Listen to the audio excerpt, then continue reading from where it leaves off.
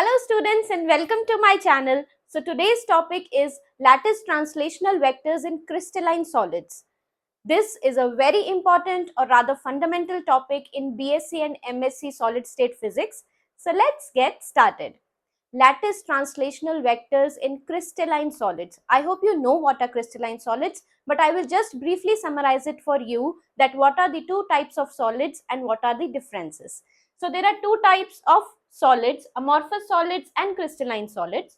Amorphous solids have short range order, crystalline solids have long range order. They are periodic in nature and they have ordered arrangement of atoms or molecules. They have equal intermolecular forces, that is why the symmetry. They have sharp melting point, and on this side amorphous solids melt over a range of temperatures. They are anisotropic in nature, that means the physical properties like refractive index, electrical conductivity are not same in all the directions, whereas in amorphous solids the physical properties are isotropic in nature, that means they are same in all the directions because of the randomness. The randomness attributes to no directional preference for the physical properties, that is why they are same in all the directions.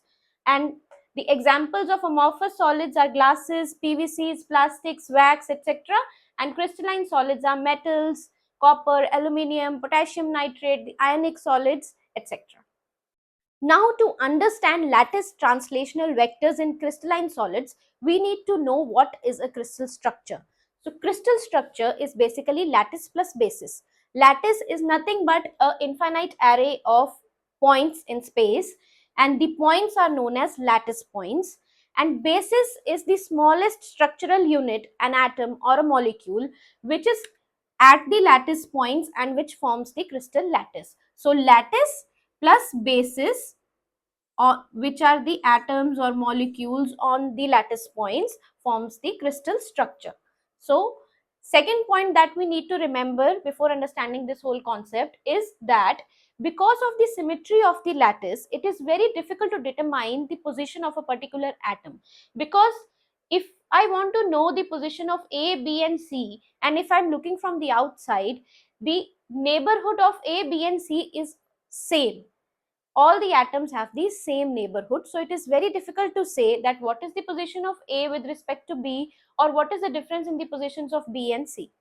So now let's understand what are lattice translational vectors. For that, we should know what are fundamental lattice translational vectors. Fundamental lattice translational vectors are three vectors, A1, A2 and A3. A1 along the x-axis, A2 along the y-axis and A3 along the z-axis in a three-dimensional crystal lattice. So A1, A2, A3 are the fundamental translational vectors.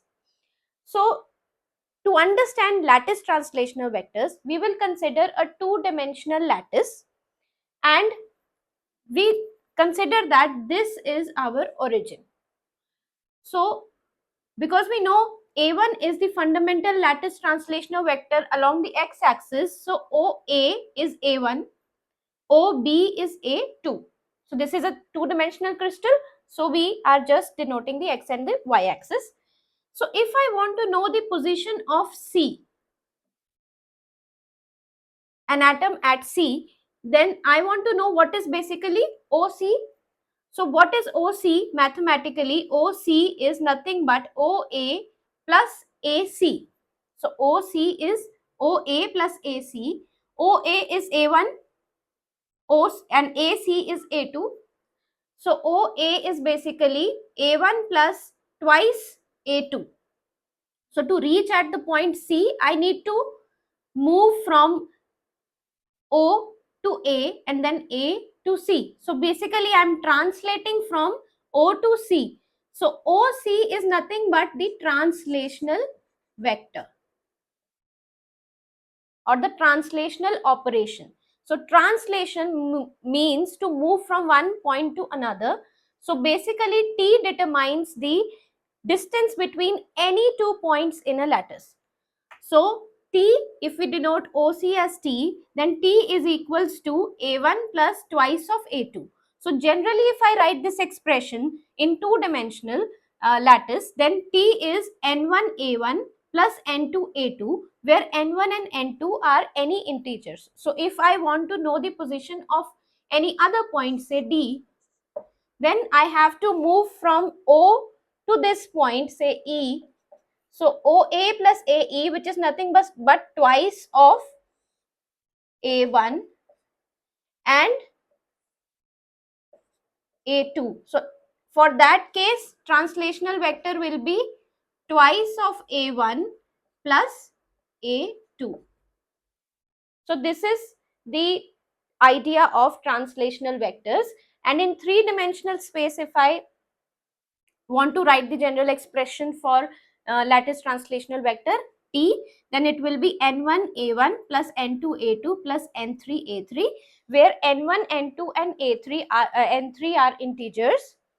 And now if I want to define, then lattice translational vector is an integral multiple of fundamental lattice translational vectors a1, a2 and a3, and it basically denotes the distance between any two lattice points in a lattice. So in some books you will see this relation, r dash is equals to r plus t. So I will just make this relation clear, that if I consider a two-dimensional lattice, then I know that between two lattice points the distance is t. So if I am at this origin, then OA is denoted by R, OB is R dash, then I can write the relation R dash is equals to R plus T. So you will see this relation in many books. So this is also a relation of translational vectors.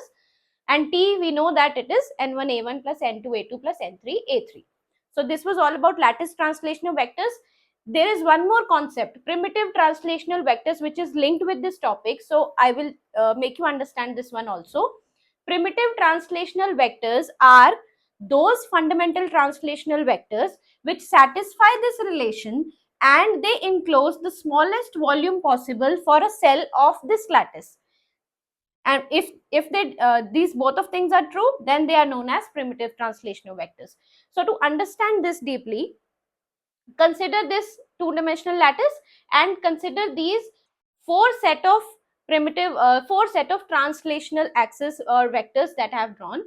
So in the first, second and the third case, you see that all these translational vectors satisfy this relation. That means that T can be written as integral multiple of A1 and A2, or A1 dash and A2 dash, or A1 double dash or A2 double dash in all these three cases. But this is not the case in the fourth one.